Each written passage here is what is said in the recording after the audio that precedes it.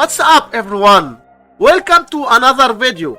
In this replay clip, 191 minus 191, which equals 0, times 191 minus 191 equals 0. Now we have this problem, 0 times 0, which equals 0.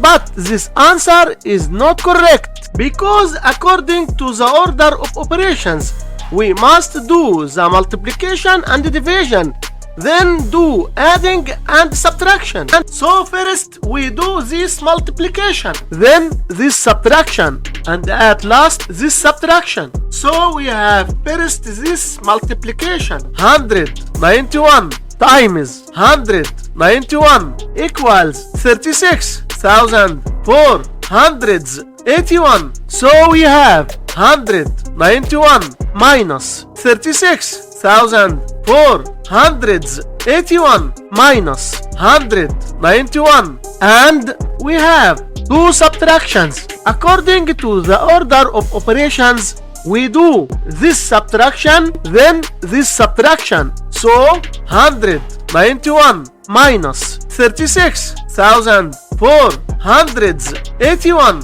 which equals minus 36,290. So we have minus 36,290 minus 191, which equals minus 36,481. And this is our final answer for this problem. Hit that like button and join the channel.